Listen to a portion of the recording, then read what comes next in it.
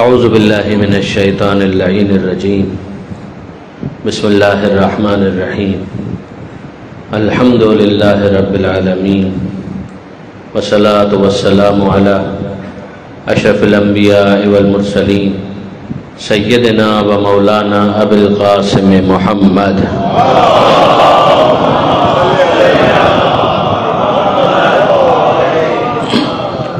وأهل بيته الطيبين الطاهرين المعصومين المظلومين المنتجبين المنتخبين الميامين لا سيما على الإمام المنتظر والحجة الثانية عشر الذين أذهب الله عنهم الرجس وطهرهم تطهيرا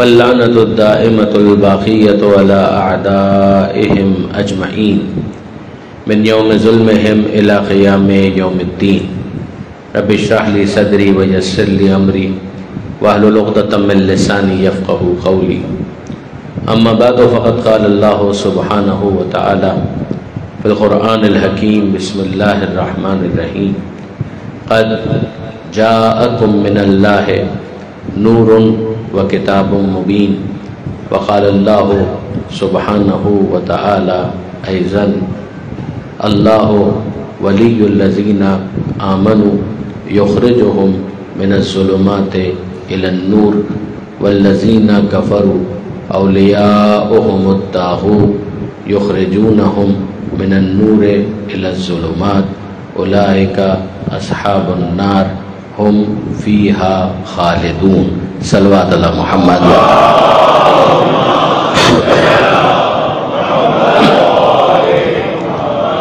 برادران عزیز و خاران محترم، آج یہ تیسری مجلس ہے، عنوان نور اور کتاب۔ سرنامہ کلام میں مسلسل میں آپ کے سامنے دو آیتیں تلاوت کرنے کا شرف حاصل کر رہا ہوں۔ پہلی آیت سورہ مائدہ کی ہے کہ جس پر اور جس کے ماتحت جس کے ذیل میں مفصل گفتگو انشاءاللہ اگلی تقریروں کے اندر ہوگی۔ کل میں نے آپ کے سامنے آیت الکرسی سے متصل ایک جز تلاوت کرنے کا شرف حاصل کیا تھا، آج بھی اس کو تکرار کیا دوسری آیت کے طور پر۔ یہ آیت سورہ بقرہ کی ہے اور نشان ہے 257۔ پروردگار عالم اپنی ولایت کا اعلان کرتے ہوئے ارشاد فرماتا ہے کہ اللہ ولی الذین آمنوا، اللہ ولی ہے ان لوگوں کا کہ جنہوں نے ایمان کو قبول کر لیا۔ اب جب اللہ کی ولایت کو انہوں نے قبول کیا، ایمان کو قبول کیا، تو تقاضۂ ولایت کیا ہے کہ یخرجہم من الظلمات الی النور، کہ اللہ پھر انہیں اندھیروں میں بھٹکنے کے لیے چھوڑ نہیں دیتا، پھر انہیں نکالتا ہے اور نور کی طرف لے آتا ہے، روشنی کی طرف لے آتا ہے، انہیں نوری بنا دیتا ہے۔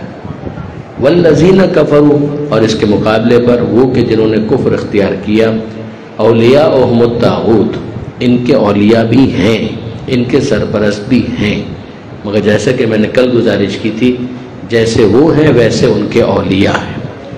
اولیاؤہم الطاغوت، ان کے اولیاء طاغوت ہیں۔ یخرجونہم من النور الی الظلمات، اب یہ کرتے کیا ہے کہ انہیں اندھیروں ہی کے اندر رہنے پر مجبور کرتے ہیں۔ اگر وہ نور کی طرف آنا بھی چاہیں تو انہیں آنے نہیں دیتے، نور سے انہیں دور رکھتے ہیں۔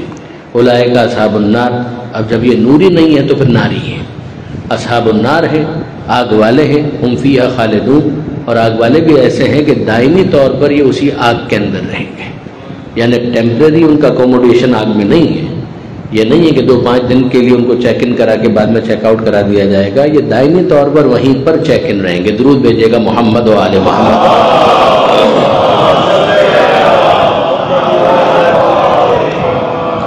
کل میں نے اس کے لیبریشن کے لیے آپ کے سامنے یہ گزارش کی تھی کہ پروردگار عالم نے سورہ ابراہیم میں یہ سمجھایا کہ میکینزم کیا ہے، کہ جب پروردگار عالم اس کی ولایت کا تقاضا یہ ہے کہ خداوند متعال اندھیروں سے روشنی کی طرف لے آتا ہے، تو یہ پروردگار عالم کا میکینزم کیا ہے۔ ہم یہ کہیں کہ جو انتظامیہ ہے اس نے مجلس کا اہتمام کیا، تو مجلس کا اہتمام کرنے کے لیے انہوں نے کسی کو کوئی ڈیوٹی اسائن کی ہے کہ اسکاؤٹس ہو سکتے ہیں، والنٹیئرز ہو سکتے ہیں کہ بھائی دری بچھانے کی ذمہ داری آپ کی ہے، فرش سنبھالنے کی ذمہ داری آپ کی ہے، تبرکات لانے کی ذمہ داری آپ کی ہے، تبرک بانٹنے کی ذمہ داری آپ کی ہے۔ ہم دیکھتے ہیں ایک ذمہ داری کوئی لیتا ہے اور پھر اس ذمہ داری کو تقسیم کرتا ہے۔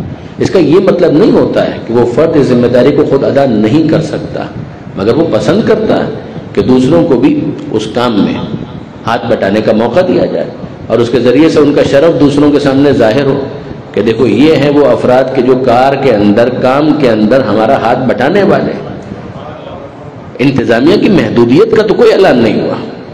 آپ ذرا غور فرمائیے کہ جب انسانوں کے اندر بھی منتظم کسی کام کو کسی کے حوالے کرتا ہے تو یہ اس کے محدود ہونے یا مقید ہونے کی دلیل نہیں ہوتی ہے، یہ اس بات کی دلیل ہوتی ہے کہ وہ دوسروں کو یہ شرف دینا چاہتا ہے، یہ مرتبہ عطا کرنا چاہتا ہے۔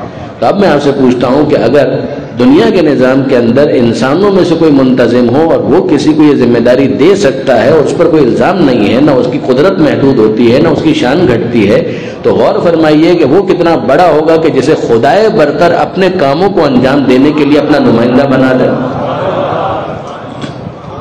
یا تو پروردگار عالم کہتے کہ نہیں ایسا کوئی معاملہ نہیں، ہم جانتے ہیں کچھ کام ایسے ہیں کہ جو خدا سے خاص ہیں۔ پروردگار عالم نے کہا قضا ربک الا تعبدوا الا ایہ وبالوالدین احسانا، خداوند متعال کی طرف سے اعلان ہو گیا کہ تمہارے رب کا یہ فیصلہ ہے، عبادت صرف اللہ کی ہوگی۔ ہم نے جان لیا کہ لا الہ الا اللہ، اللہ کے سوا کوئی معبود نہیں ہے۔ تو اب اتنا سمجھ میں آ گیا کہ خدا کسی کو بھی عبادت کے لیے پسند نہیں کرتا کہ وہ اس کے ساتھ کھڑا ہو جائے، لیکن کیا پروردگار عالم نے کسی اور کو کوئی دوسرا کام دیا ہے؟ اگر نہ دیا ہوتا تو یقین جانیے کہ لا الہ الا اللہ پر ہمارا کلمہ مکمل ہو جانا چاہیے۔ اس کے بعد بلا فاصلہ یہ جملہ کہنا کہ محمد الرسول اللہ، اس کا مطلب ہی یہ ہے کہ پروردگار عالم نے کسی کو اپوائنٹ کیا ہے۔ اب جیسا اپوائنٹ کیا ہے، جس کام کے لیے اپوائنٹ کیا ہے، وہ اس کام کو خدا کی طرف سے، خدا کے بہاف پر انجام دے گا۔ اسی لیے آپ دیکھیں گے جو آیت کل بھی میں نے آپ کے سامنے پیش کی تھی، یہ سورہ ابراہیم کی پہلی آیت بہت غور طلب ہے کہ کتاب انزلناہ الیک، اے حبیب یہ کتاب ہم نے آپ پر نازل کی، لتخرج الناس، تاکہ آپ انسانوں کو نکالیں، من الظلمات الی النور، اندھیروں سے نکالیں اور روشنی کی طرف لے آئیں۔ یہ کام آپ کیسے کر رہے ہیں کہ بِإِذْنِ رَبِّهِمْ، ان کے رب کے اذن اور اجازت سے کر رہے ہیں، الی صراط العزیز الحمید، اور اس خدا کے راستے کی طرف آپ لے کر آ رہے ہیں کہ جو خدائے عزیز بھی ہے، خدائے حمید بھی ہے۔ عزیز ہے یعنی زبردست، شکست ناپذیر، صاحب عزت، اور حمید ہے یعنی قابل تعریف۔ ذرا غور فرمائیے گا، تو پروردگار عالم نے ہمیں یہ سمجھا دیا اور بتلا دیا کہ دیکھو کام میرا ہے مگر میں نے اسے مصطفیٰ کے حوالے کیا۔ اب دیکھیے برادران عزیز کہ آیت کو اگر آپ ایک مرتبہ پھر چاہوں گا کہ توجہ کے ساتھ سنیں، یعنی مزید دقت کریں۔ صیغے ٹینسز ہر زبان کے اندر استعمال ہوتے ہیں، پاسٹ ٹینس بھی ہوتا ہے، پریزنٹ ٹینس بھی ہوتا ہے، فیوچر ٹینس بھی ہوتا ہے۔ ماضی کے اندر ایک کام ہوا، ایک رپورٹ ہے، حال میں اگر ہو رہا ہے تو اس کی خبر دی جا رہی ہے، اور مستقبل کے حوالے سے ہے تو اعلان ہے کہ مستقبل میں یہ ہونے والا ہے۔ اب ذرا یہاں پر دیکھیے کہ پروردگار عالم کیا کہہ رہا ہے اپنے بارے میں بھی اور طاغوت کے بارے میں بھی۔ بھئی دو ہی تو ہیں، صاحبان ایمان ہے ان کا ولی اللہ ہے، اور وہ افراد کے جنہوں نے کفر اختیار کیا ان کے اولیاء طاغوت ہیں، یہی ہے نا۔ یہ دونوں کر کیا رہے ہیں؟ پروردگار عالم اپنے بارے میں کیا کہتا ہے؟ یخرجہم من الظلمات الی النور۔ پروردگار عالم اپنے بارے میں کہہ رہا ہے کہ اللہ ایمان والوں کا ولی اور سرپرست ہے، تو کیا کرتا ہے؟ انہیں نکالتا ہے، من الظلمات الی النور، اندھیروں سے نکالتا ہے، روشنی کی طرف لے آتا ہے۔ تو بس حال میں یہ کام ہو رہا ہے یا مستقبل میں بھی ہوگا؟ یعنی میں پوچھنا یہ چاہ رہا ہوں کہ کیا یہ کام صرف اور صرف حال میں ہو رہا ہے؟ یعنی جب یہ قرآن نازل ہوا تب تو پروردگار عالم نے یہ اعلان کر دیا کہ بھائی جو اب تک ایمان لے آئیں گے ان کو تو ہم لوگ نکالیں گے اندھیروں سے روشنی کی طرف۔ بعد میں اگر کوئی ایمان لائے تو پھر ہماری کوئی گارنٹی نہیں ہے۔ یہ ہے صیغہ مضارع، اور صیغہ مضارع حاوی ہوتا ہے حال پر بھی اور مستقبل پر بھی، پریزنٹ پر بھی اور فیوچر پر بھی۔ یعنی میں عرض یہ کرنا چاہ رہا ہوں کہ پروردگار عالم یہ اعلان کر رہا ہے کہ یخرجہم، اللہ ولی ہے ان لوگوں کا جو ایمان لائے، وہ انہیں نکالتا ہے، نکالتا رہے گا۔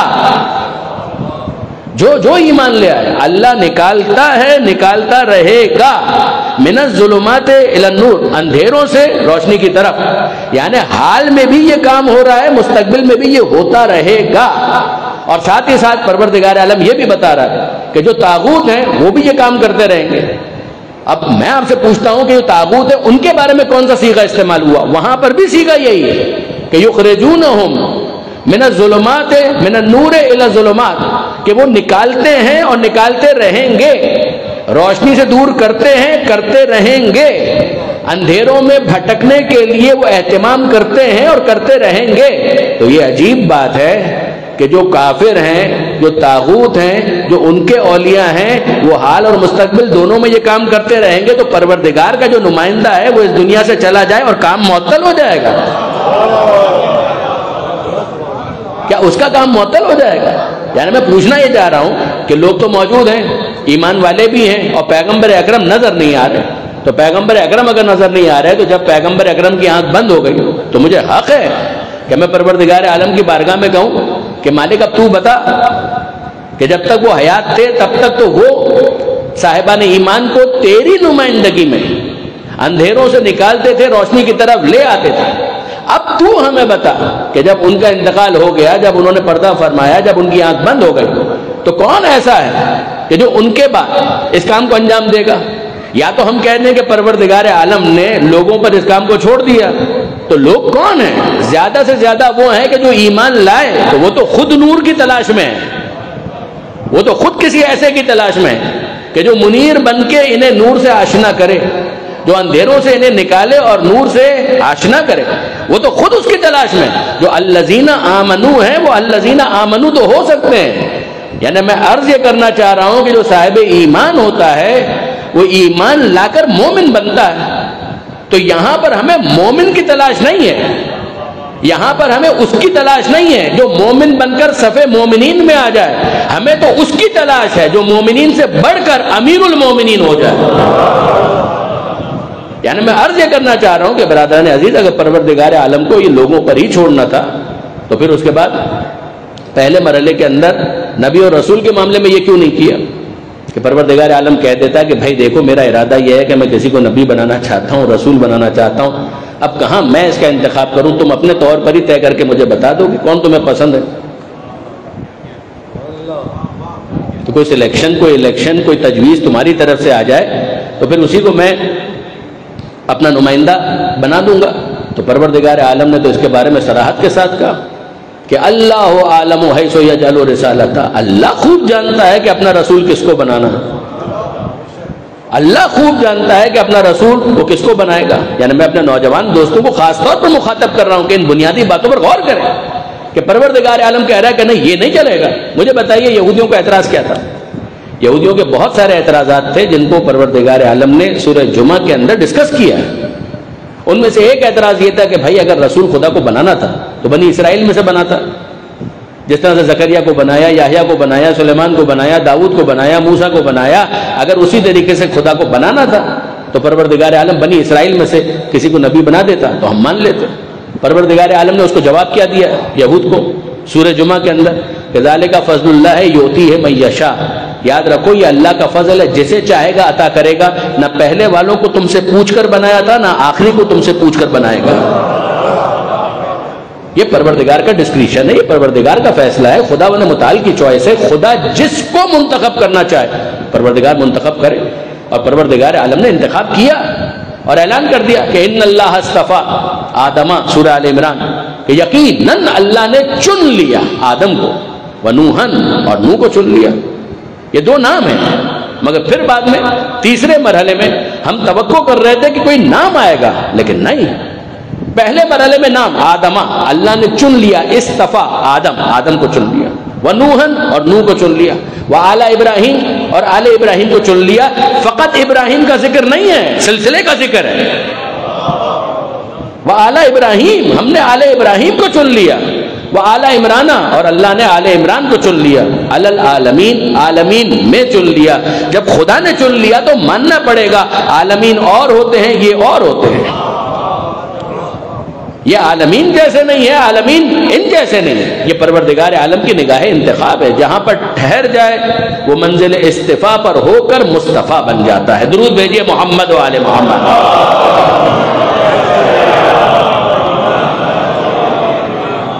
اب اب اگر خدا کے فیصلے پر کوئی اعتراض کرے تو اس کا مطلب یہ وہ خدا کے مقابلے پر آ گیا، اور خدا کے مقابلے پر اگر کوئی آ جائے تو پھر قرآن مجید نے لفظ کیا دیا طاغوت.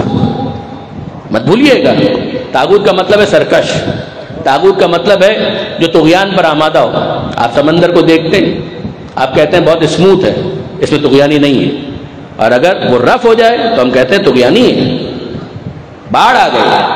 یعنی اس کا مطلب یہ ہے کہ اب اس کے اندر اسموتھنس نہیں ہے، اب اس کے نتیجے میں تباہی آ سکتی ہے. طاغوت کا کام ہے تباہی پھیلانا.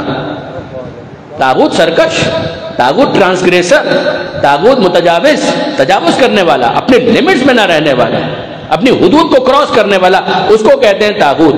اب آپ قرآن مجید کو دیکھیں گے تو پروردگار عالم نے اس حوالے سے بہت گفتگو کی ہے، مگر مجھے اس کی تشریح کی ضرورت نہیں ہے.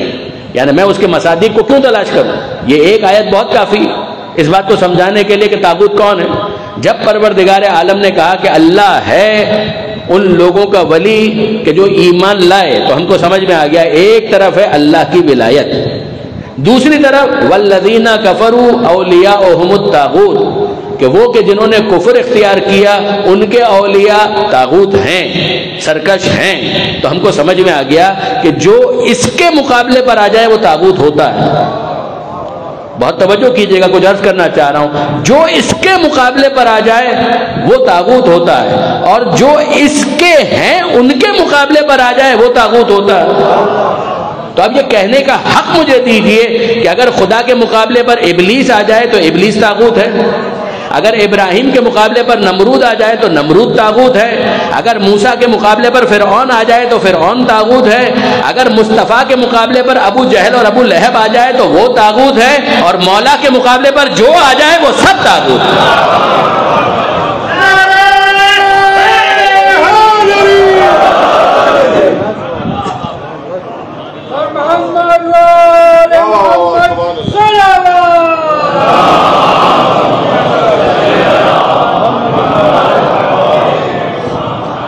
یعنی بات تو بہت منطقی ہے، بہت عقلی ہے، لاجیکل ہے، 2+2=4 کی طرح سے. اب میں آپ کے سامنے عرض کرتا ہوں پروردگار عالم نے جو نظام رکھا ہے کہ اگر اس کو قیامت تک اس سلسلے کو قائم رکھنا ہے تو انتظام پروردگار کی طرف سے ہوگا. نہ اس نے نبوت کا اختیار بندوں کے حوالے کیا کہ تم فیصلہ کرو اور ہمیں بتا دو.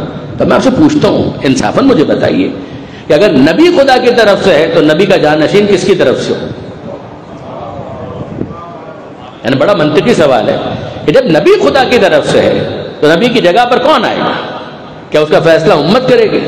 اچھا چلیے ایک سادہ سی مثال میں آپ کی خدمت میں گزارش کرتا ہوں، اور اپنے نوجوان دوستوں کے لیے خاص طور پر، کہ بھائی دیکھیے اسکول میں بھی جاتے ہیں اسٹوڈنٹس، کالجز میں بھی جاتے ہیں. چلیے اسکول کے اندر تو چھوٹے ہوتے ہیں، چھوڑ دیجیے. کالج کے اندر نسبتاً کچھ گرون اپ ہوتے ہیں. یونیورسٹیز کے اندر جاتے ہیں تو بڑے میچیور ہو جاتے ہیں، ظاہر ہے کہ ایج ہو جاتی ہے. اب وہ ٹین ایجر بھی نہیں رہے. 16 سال کی عمر میں میٹرک کر لیا تو 18 سال کی عمر میں مثلاً کالج پڑھ لیا. اب اس کے بعد 19-20 ایئرس کی ایج میں وہ یونیورسٹی پہنچ گئے، تو اب ٹین ایج کو بھی انہوں نے تقریباً ختم کر لیا، آگے بڑھ گئے، میچور ہو گئے، سمجھدار ہو گئے، اور یونیورسٹی کے اندر پہنچے. تو اب یونیورسٹی کے اندر کیا ہوا کہ صاحب ایک پروفیسر صاحب ہیں، استاد ہیں، وہ پڑھاتے ہیں، اور کسی وجہ سے خدا نہ کرے کہ ان کا انتقال ہو گیا. تو مجھے بتائیے کہ یہ پروفیسر جن کا انتقال ہو گیا ہے، ان کی جگہ پر نیا استاد کون آئے گا؟ اس کا فیصلہ انتظامیہ کرے گی یا یہ اسٹوڈنٹس کریں گے؟ میں بالکل سامنے کی سادہ سی ایک مثال آپ کے سامنے عرض کر رہا ہوں کہ مجھے انصاف سے بتائیے. بھائی معلم ہے نا، یہ معلم ایک کلاس کا معلم ہے، ایک اسٹوڈنٹس کی ایک جماعت ہے کہ جس کو پڑھا رہا ہے، اور اس کا انتقال ہو گیا. یا فرض کیجئے کسی وجہ سے اس نے ریزائن کر دیا، یا فرض کیجئے 1 مہینے کی وہ چھٹی پر چلا گیا. تو آپ مجھے بتائیے کہ 1 مہینے کی چھٹی پر بھی اگر وہ جائے، 1 دن کی چھٹی پر بھی اگر وہ چلا جائے، تو فکسر کون لگائے گا؟ یہی اصطلاح استعمال ہوتی ہے ٹیچرز کے لیے کہ صاحب وہ آج نہیں آ سکے تو ان کی جگہ پر یہ کلاس کے اندر چلے جائیں. اس کا فیصلہ کون کرے گا؟ اس کا فیصلہ پرنسپل صاحب کریں گے، چانسلر صاحب کریں گے، رجسٹرار کریں گے، یا یہ اسٹوڈنٹس کریں گے؟ آپ سب یہ کہیں گے کہ منطقی بات ہے کہ سیدھی اور صاف بات یہ ہے کہ بھائی اس پروفیسر کو کس نے اپوائنٹ کیا تھا؟ کہ انتظامیہ نے. تو انتظامیہ ہی اس بات کا فیصلہ کرے گی کہ ان کی جگہ پر اب کس کو آنا ہے. ان کا انتقال ہو گیا. کہ انتقال ہو گیا تو کیا ہوا؟ انتظامیہ تو موجود ہے، انتظامیہ کا انتقال تو نہیں ہوا. انتظامیہ تو موجود ہے تو وہ فیصلہ کرے گی کہ ان کی جگہ پر کس کو آنا ہے، کس کو اس کام کو آگے بڑھانا ہے. اگر اسٹوڈنٹس یہ کام کریں کہ وہیں پر بیٹھ کر کہیں کہ صاحب اب دیکھیے انتقال تو ہو گیا اور ہم بہت غمزدہ بھی ہیں لیکن اب کیا کیا جائے، تو آپس میں ہی فیصلہ کرو کہ اب اس پروفیسر کی جگہ پر ہم میں سے کون بیٹھے گا. آپ انصاف سے مجھے بتائیے. یعنی وہ باہر بھی نہیں جا رہے کسی معلم کو تلاش کرنے کے لیے، وہ آپس ہی میں طے کر رہے ہیں اور وہ کہہ رہے ہیں کہ جناب ہم میں سے کون اب اس پروفیسر کی جگہ پر جائے گا. اور فرض کیجئے کہ اگر وہ سب کے سب کسی ایک نام کے اوپر اتفاق بھی کر لیں اور پھر جا کر وہ انتظامیہ سے بتائیں کہ جناب آپ پر ہم کہاں بوجھ ڈالیں کہ اب آپ ہمارے لیے استاد کو تلاش کریں. تو ہم نے آپس ہی میں اجماع کر کے فیصلہ کر لیا ہے کہ ہمارے یہ والے صاحب جو ہے وہ آج سے ہمارے پروفیسر ہوں گے. تو آپ مجھے بتائیے کہ انتظامیہ قبول کرے گی؟ انتظامیہ کہے کہ ہمیں تو یہ قبول نہیں ہے. کہ آپ کو قبول ہے یا نہیں؟ ہمارا تو اجماع ہے، ہمارا تو اجماع ہے. اب ہمارے اجماع کو تو آپ بھی رد نہیں کر سکتے. ارے کمال ہو گیا. یہ تمہیں اجماع کرنے کا حق کس نے دیا کہ بس ہمارے خیال میں یہی درست تھا لہذا ہم نے یہ کر لیا اور اب ہمارا فیصلہ یہ ہے کہ یہ ہیں ہمارے اور یہ جو ہمیں سکھائیں گے اسی کی بنیاد پر آپ ہمیں سند دینے کے پابند ہوں گے. تو اب آپ مجھے بتائیے وہ انتظامیہ کیا کہے گی؟ انتظامیہ کہے گی کہ میاں اپنا علاج کرواؤ، تمہاری طبیعت ٹھیک ہے، تمہیں کیا ہو گیا؟ ارے جب کلاس ہم نے ارینج کی ہے، سند ہم نے دینی ہے تو استاد بھی ہم مقرر کریں گے. مگر ان کا تو انتقال ہو گیا. کا انتقال ہو گیا تو دوسرا استاد ہم ارینج کریں گے. تمہیں کیا حق ہے کہ تم اس بات کا فیصلہ کرو کہ ان کے بعد کون تمہیں پڑھانے کا ذمہ دار ہے؟ یہ فیصلہ ہم کریں گے. اور یہ اگر اپنی چلانی ہے تو پھر یاد رکھو کہ سب سے پہلا کام تو یہ ہوگا کہ ہم ایسے کسی بدتمیز کو اپنی یونیورسٹی کے اندر کنٹینیو نہیں کرنے دیں گے. تو مجھے بتائیے کہ اگر یہ حرکت کوئی عام طالب علم کرے تو وائس چانسلر اس کو ریسٹریکیٹ کر دے، پرنسپل اس کو باہر نکال دے، تو مجھے کہنے کی اجازت دیجئے کہ ایسی حرکت پر کوئی یونیورسٹی کا امتی نہیں رہ سکتا. مصطفیٰ کا امتی کیسے رہ جائے گا؟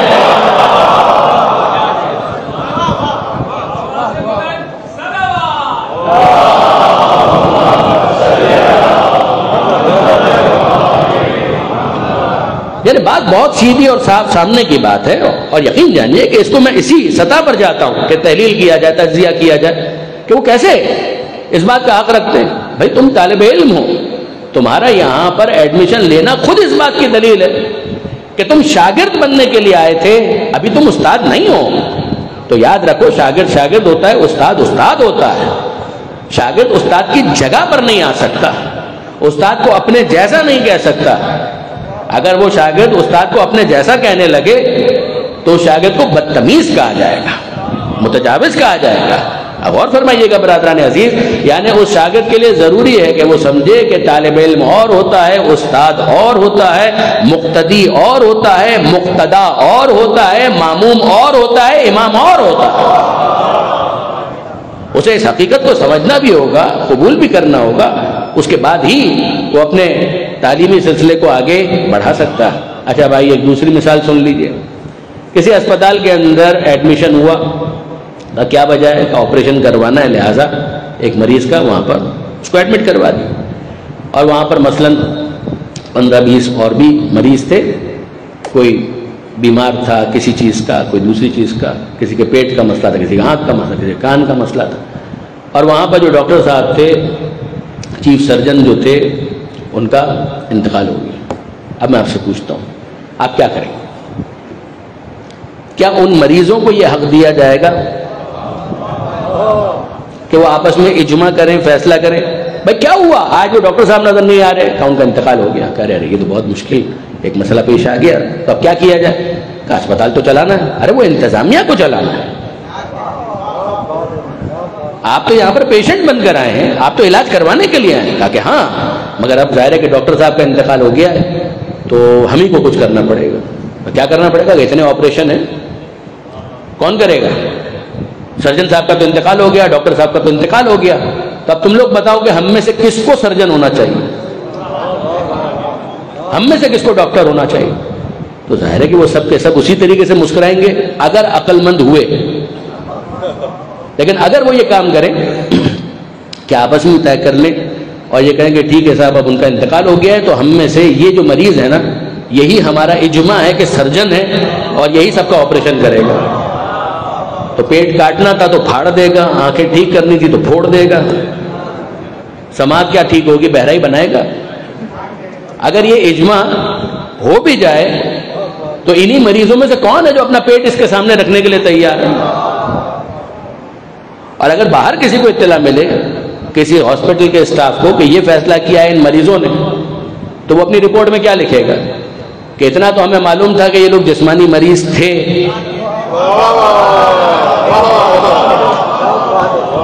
اب ان کے یہ کام بتا رہے ہیں کہ جسمانی مریض ہونے کے ساتھ ساتھ یہ لوگ ذہنی مریض بھی ہیں. تو جس طرح ان کے جسم کو علاج کی ضرورت ہے، ان کے ذہن کو بھی علاج کی ضرورت ہے. کہ یہ احمقانہ کام، تو آپ ذرا غور فرمائیے برادران عزیز، اتنے لو پروفائل کے اوپر یہ کام احمقانہ لگ رہا ہے اور رسول کی نیابت میں یہ کام عاقلانہ لگ رہا ہے. کوئی مجھے سمجھائے کہ واقعاً کیا یہ کافی ہو سکتا ہے؟ یہ یاد رکھیے برادران عزیز، مشکل یہی ہے کہ کبھی بھی کسی متاثر کو کہ جو کسی مرض سے متاثر ہے اس کو یہ حق نہیں دیا جا سکتا کہ وہ کسی ڈاکٹر کے ہونے کا فیصلہ کرے کہ یہ ڈاکٹر ہے. نہیں دیا جا سکتا. کسی طالب علم کو یہ حق نہیں دیا جا سکتا کہ وہ اس بات کا فیصلہ کرے. اسکول میں آنے کا اور ایڈمیشن لینے کا اسے اختیار ہے، اسپتال کا فیصلہ کرنے کا اسے اختیار ہے، جس طرح سے اسکول کا فیصلہ کرنے کا ماں باپ کو اختیار ہے، کالج اور یونیورسٹی کا فیصلہ کرنے کا طالب علم کو اختیار ہے کہ بھئی اس میں انرول کروانا ہے یا نہیں. اگر کروانا ہے تو بسم اللہ، یہ فیصلہ آپ کیجئے. لیکن ایک مرتبہ آپ نے فیصلہ کر لیا کہ ہمیں یہاں پر انرول ہونا ہے، استاد مقرر کرنے کا حق آپ کو نہیں دیا جائے گا، ڈاکٹر مقرر کرنے کا حق آپ کو نہیں دیا جائے گا.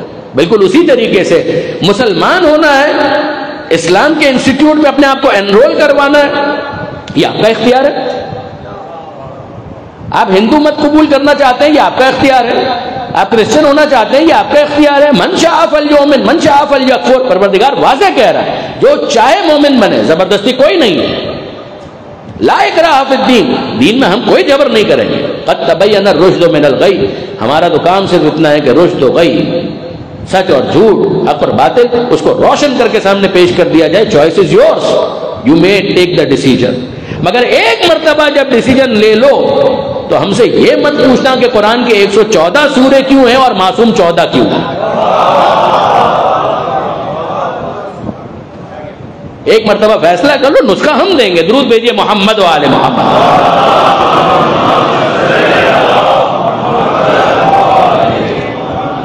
اور یاد رکھیے گا برادران عزیز کہ پھر اس کے بعد تعداد ارریلیونٹ ہو جاتی، یعنی تعداد پھر معیار نہیں رہتی کہ کتنے ہیں جو اس حقیقت کو قبول کر رہے ہیں. ابھی جو مثال میں نے آپ کے سامنے دی اس میں کلاس کے اندر جتنے اسٹوڈنٹس ہیں وہ سب کے سب یہی کہہ رہے ہوں، اور انتظامیہ بظاہر آپ کو لگ رہی ہو کہ بالکل آئسولیٹڈ ہو گئی ہے. مگر ان لوگوں کے کہنے کی وجہ سے اس ایک کے قول کو آپ نظر انداز نہیں کر سکتے. آپ یہ نہیں کہہ سکتے وزڈم رولز اوور 1000 اگنورینٹس. انگریزی میں کہا جاتا ہے اور بالکل درست کہا جاتا ہے کہ حکمت رول کرے گی 1000 جاہلوں پر. وہ اپنے عدد کی وجہ سے امپریس نہیں کر سکتا. اور وہ یہ بھی یاد رکھیں کہ ان کے مخالف ہونے کی وجہ سے حقیقت تبدیل نہیں ہوگی، اور ان کے مخالف ہونے کی وجہ سے حقیقت کو کوئی نقصان بھی نہیں پہنچتا، وہ اپنا نقصان کرتا ہے. یعنی میں عرض کرنا چاہ رہا ہوں کہ ایک روشن حقیقت ہے، یہ آفتاب ہے، یہ ماہتاب ہے، یہ سورج ہے، یہ چاند ہے، یہ ستارے. مجھے کہیں بتائیے کہ اگر کوئی یہ کہے کہ نہیں آج سے میں سورج کو سورج نہیں مانتا، آج سے میں سورج کو چاند کہوں گا، چاند کو ستارہ کہوں گا، ستارے کو سورج کہوں گا، تو کیا لوگوں کے کہنے کی وجہ سے سورج سورج نہیں رہے گا؟ کیا لوگوں کے کہنے کی وجہ سے چاند سورج بن جائے گا، ستارہ چاند بن جائے گا؟ جو ہے وہ وہی رہے گا. نہ ان کے کہنے کی وجہ سے سورج سکڑ کر چاند بن جائے گا، نہ ان کے ماننے کی وجہ سے چاند پھیل کر سورج بن جائے گا. تو جو حقیقت ثابتہ ہوتی ہے وہ لوگوں کے ماننے کی محتاج نہیں ہوتی. لوگ اس کو ماننے کے پابند ہیں چونکہ وہ حقیقت کو ماننے کے پابند ہیں. یہ ان کی شرف کی دلیل تو ہو سکتا ہے کہ انہوں نے حقیقت کو قبول کیا، مگر یہ نہیں ہے کہ ان کے ماننے کی وجہ سے یہ چیز یہ بنی ہے. یعنی میں عرض یہ کرنا چاہ رہا ہوں، تھوڑا سا میں اس کو اور ایلیبوریٹ کروں. حضرت علامہ ذیشان حیدر جوادی علی اللہ مقام، میرے ایک اور محسن، اپنے طالب علمی کے زمانے میں آغاز میں جن کے ترجمہ قرآن سے میں نے بہت استفادہ کیا. وہ ایک طرح سے بنیادی کتاب تھی، ان کا ترجمہ، ان کے حواشی قرآن مجید کی تفسیر کے حوالے سے بالکل ابتدائی آشنائی میں نے وہاں سے حاصل کی، اور آج تک وہ نسخہ میرے پاس محفوظ بھی ہے۔ علامہ ذیشان ندر جوادی علی اللہ مقامہ نے ایک مرتبہ اس بات کو ایلوبریٹ کیا اور بہت خوبصورتی کے ساتھ وہ فرمانے لگے کہ خدا غنی ہے، حمید ہے۔ خدا غنی ہے یعنی بے نیاز ہے، حمید ہے یعنی قابل تعریف ہے۔ کہ انتم الفقراء، یہ قرآن کیا ہے کہ تم سب کے سب فقیر ہو، خدا غنی ہے، حمید ہے، تم محتاج ہو، وہ محتاج نہیں ہے، وہ بے نیاز ہے، وہ محتاج نہیں ہے۔ یہ نہیں ہے کہ اگر لوگ مانیں گے تو خدا ایک ہوگا، یہ نہیں ہے۔ یعنی یہ جو انسان سجدہ کر رہا ہے، یہ سجدہ کرنا پروردگار عالم کے حق میں کوئی ریفرنڈم کا ووٹ نہیں ہے۔ غور کیجئے گا کہ اگر زیادہ لوگ سجدہ کریں گے تو پروردگار کی توحید میں اضافہ ہو جائے گا، اور اگر کم لوگ خدا کو سجدہ کریں گے تو پروردگار عالم کی توحید کچھ ڈیمینش ہو جائے گی، کچھ منیمائز ہو جائے گی، سکڑ جائے گی۔ کہا نہیں، ایسا کچھ بھی نہیں۔ اور یاد رکھیے برادران عزیز کہ صرف اور صرف عدد کی بنیاد پر اگر آپ فیصلہ کرنا چاہیں تو انصاف سے مجھے بتائیے کہ اس وقت گلوب کی آبادی کیا ہے؟ 6 سے 7 ارب۔ اس 6 سے 7 ارب میں میکسیمم آپ 7 ارب لے لیجئے، کتنے ایسے ہیں کہ جو اسلام کے دیے ہوئے عقیدہ توحید کو اسی طریقے سے قبول کرتے ہیں؟ مسلمانوں کی تعداد 1 ارب سے کچھ زیادہ ہے، عیسائیوں کی تعداد مسلمانوں سے بھی زیادہ ہے۔ خود چائنا اور رشیا کی پاپولیشن آپ دیکھ لیجئے کہ کتنی۔ ہندو بھی ہیں ہندوستان کے اندر جو مشرکانہ نظریات رکھتے ہیں۔ تب آپ مجھے بتائیے کہ اگر آج اس بنیاد کے اوپر فیصلہ کرنا ہو کہ ووٹ کے ذریعے سے ہم دیکھیں گے کہ خدا ایک ہے یا نہیں، تو خدا کی توحید بھی خطرے میں آ جائے گی۔ تو جتنے بھی افراد ہیں وہ سب یہ کہیں گے لوگوں کے نہ ماننے سے فرق کیا پڑتا ہے؟ وہی تو ہم کہہ رہے ہیں کہ لوگوں کے نہ ماننے سے کوئی فرق نہیں پڑتا۔ وہی ہم سمجھانا چاہ رہے ہیں کہ جو حقیقت ثابتہ ہوتی ہے اس کے اندر لوگوں کا ماننا نہ ماننا یہ ریلیونٹ ہوتا ہے، ایک حقیقت ہے، اس کو سمجھایا جا سکتا ہے۔ اگر انسان قبول کر لے تو اس کی باطنی شرافت کی دلیل ہے، اور اگر قبول نہ کرے تو اس کے قبول نہ کرنے کی وجہ سے اس حقیقت کو کوئی نقصان نہیں پہنچتا۔ وہ علامہ کا جملہ میں مکمل کروں، نشان صاحب فرماتے ہیں کہ خدا ایک ہے، تم اسے ایک مانو تو تم موحد کہلاؤ گے۔ خدا ایک ہے، تم اسے موحد، تم اسے ایک مانو تو یہ اقرار توحید کی وجہ سے تم موحد کہلاؤ گے۔ تم نہیں مانو گے تو تم مشرک کہلاؤ گے۔ تو اس کو کیا فرق پڑا؟ بہت توجہ کیجئے گا، تم مانو تو تم موحد کہلاؤ گے، تم نہیں مانو گے تو تم مشرک کہلاؤ گے۔ وہ ایک تھا، وہ ایک ہے، وہ ایک رہے گا، وہ تمہارے ماننے کا محتاج نہیں ہے۔ پھر سنیے گا، اسے ایک مانو، مانو گے تو تم موحد کہلاؤ گے، نہیں مانو گے تو تم مشرک کہلاؤ گے۔ وہ ایک تھا، وہ ایک ہے، وہ ایک رہے گا۔ یہی معاملہ اس کے رسول کا ہے، تم اسے رسول مانو تو تم مسلمان کہلاؤ گے۔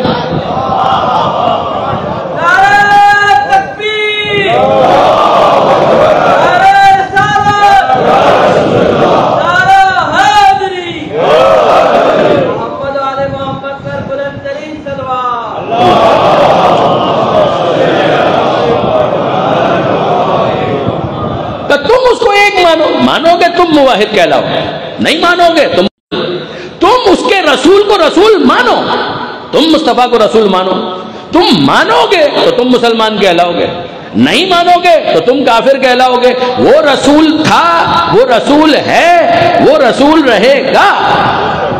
اب اگر یہ بات توحید اور رسالت اگلے مرحلے میں داخل ہونے میں کوئی مشکل نہیں ہے۔ تم علی کو ولی مانو، تم مانو گے تو تم مومن کہلاؤ گے، نہیں مانو گے تم منافق کہلاؤ گے۔ وہ کل ایمان تھے، کل ایمان ہیں، کل ایمان رہیں گے۔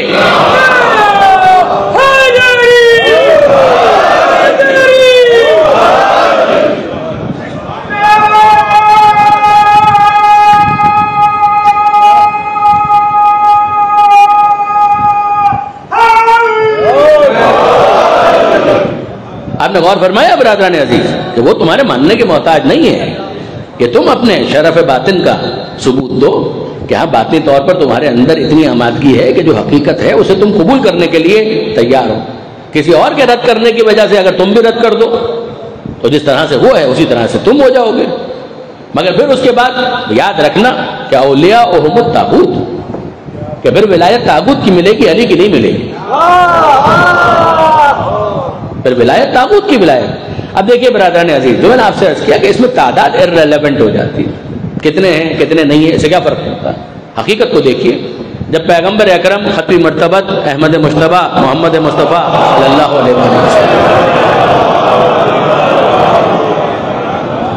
اعلان رسالت فرما رہے تھے تو کتنے لوگ تھے جو پیغمبر اکرم کے ساتھ؟ بنی ہاشم، جناب ابو طالب، مولا کائنات جناب زید، یہ کچھ ہی تو افراد تھے کہ جو پیغمبر اکرم کے ساتھ تھے. اب اس وقت اگر فرض کیجئے کوئی شخص یہ کہے کہ بھائی محمد باقی سب چھوڑو، ہم لوگ تو ووٹ کے ذریعے سے فیصلہ کر لیتے ہیں کہ تم رسول ہو یا نہیں، آپ مجھے بتائیے تو پھر باکس میں سے کیا نکلنا تھا؟ آپ کے خیال میں مشرکین قریش نے پیغمبر اکرم کے رسول کی اس بات کے لیے ہاں کا ووٹ ڈالنا تھا؟ تو کیا ان کے نہ کے ووٹ ڈالنے کی وجہ سے پیغمبر اکرم کی رسالت کو کوئی نقصان پہنچتا؟ کوئی نقصان نہیں پہنچتا. 13 برس پیغمبر اکرم نے قسم پرسی کی حالت میں انتہائی سختیوں کو جھیلتے ہوئے زحمت برداشت کرتے ہوئے مکہ کے اندر گزارے، ہجرت کی ہے. ہجرت کا مطلب ہی یہ ہے کہ ماحول فیوریبل نہیں تھا، لوگ اذیت دے رہے تھے. پیغمبر اکرم وہاں سے ہجرت کر کے مدینہ منورہ تشریف لے آتے ہیں. تو ہم کو سمجھ میں آ گیا کہ ان لوگوں نے اگر پیغمبر اکرم کو اذیت دی تو پیغمبر اکرم کی رسالت کو کیا نقصان پہنچا. یہ خود پروردگار عالم کی ناراضی کے مستحق قرار پائے، لیکن پیغمبر اکرم کو کیا نقصان پہنچا؟ کوئی نقصان نہیں پہنچا. اب میں آپ کی خدمت میں عرض کرتا ہوں، 5ویں امام محمد باقر علیہ السلام.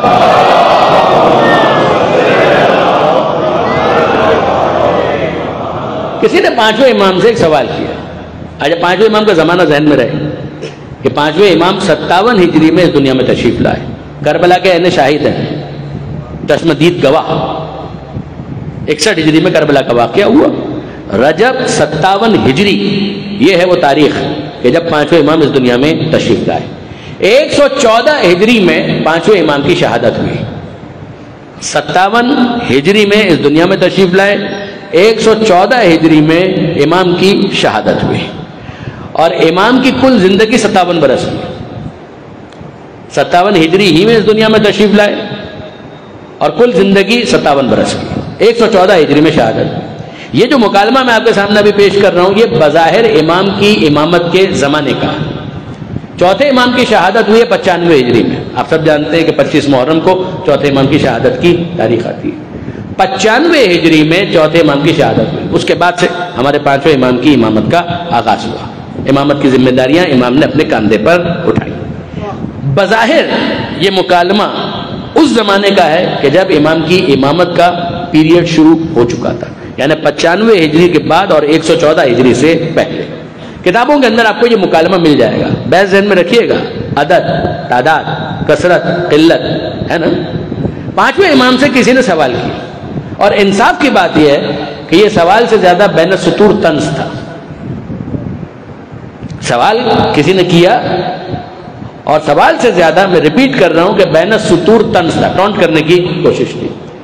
فرزند رسول فرمائیے، الفاظ میرے ہیں مطلب امام کا. فرزند رسول فرمائیے، ایک سوال پوچھنا تھا. کہیے کہ یہ بتائیے جب پیغمبر اکرم کی آنکھ بند ہوئی تو کتنے لوگوں نے علی کا ساتھ دیا؟ سوال آپ نے سنا. فرزند رسول جب پیغمبر اکرم نے وصال فرمایا تو کتنے لوگوں نے علی کا ساتھ دیا؟ اب بین السطور طنز کیا ہے؟ طنز یہی ہے کہ گنتی کے تو کچھ افراد تھے کہ جنہوں نے علی کا ساتھ دیا. بھائی آپ کن کو لے آئیں گے؟ سلمان کو لے آئیں گے، عمار کو لے آئیں گے، ابو ذر کو لے آئیں گے، مقداد کو لے آئیں گے، بنی ہاشم کے دیگر افراد آ جائیں گے. ایک تعداد ہے مگر مختصر ہے.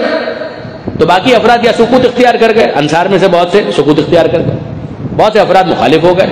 تو زیادہ تعداد ان لوگوں کی تھی کہ جو مخالف ہو گئے، کم افراد وہ تھے کہ جنہوں نے ساتھ دیا. تو قلت کس طرف ہے اور کثرت کس طرف ہے؟ یہی اعتراض ہے. اچھا، اب 5ویں امام کے سامنے یہ سوال کیا گیا کہ فرزند رسول یہ بتائیے کہ جب پیغمبر کا وصال ہوا تو کتنے لوگوں نے علی کا ساتھ دیا؟ تو امام نے تعداد نہیں بتائی، جواب میں ایک سوال کیا. جواب میں ایک سوال کر لیا. اور وہ سوال کیا تھا؟ گویا تم یہ کہنا چاہتے ہو کہ اگر زیادہ لوگوں نے علی کا ساتھ دیا تو علی کا رتبہ بڑھ جائے گا،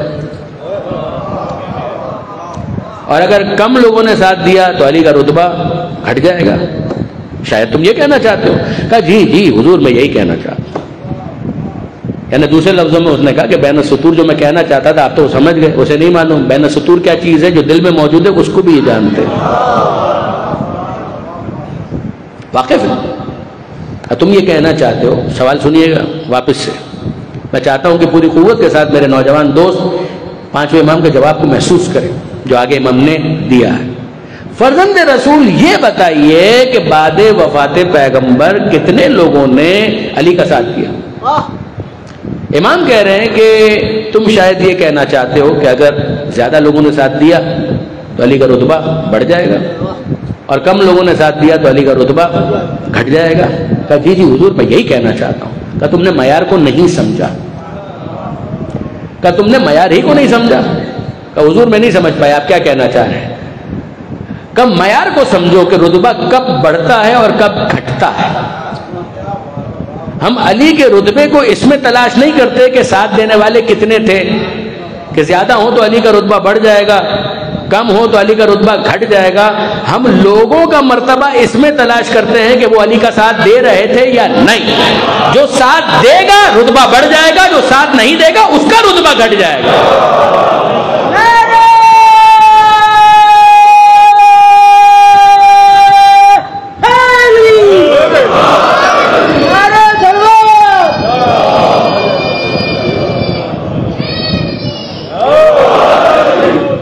آپ نے غور فرمایا برادران عزیز؟ اب یہاں پر یہ بہت ڈیسائیسو بات ہے کہ جو پانچویں امام نے کہا پہلے معیار کو تو سمجھو کہ معیار کیا ہے۔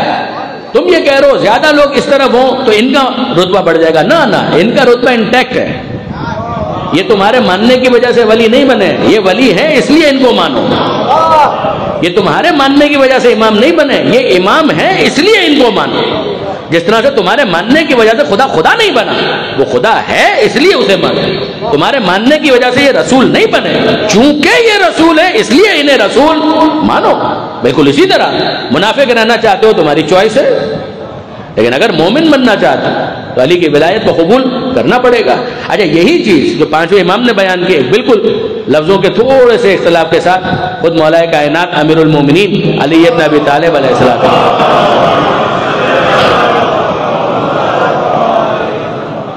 اور یہ وہ جملہ ہے مولا کا کہ جس کو مصر کے ہمارے اہل سنت کے بعض علماء نے بہت زیادہ اپریشیٹ کیا، کہا کہ کمال کا جملہ ہے، ایسا جملہ کہنا ناممکن ہے، اور واقعاً بہت قیمتی جملہ ہے۔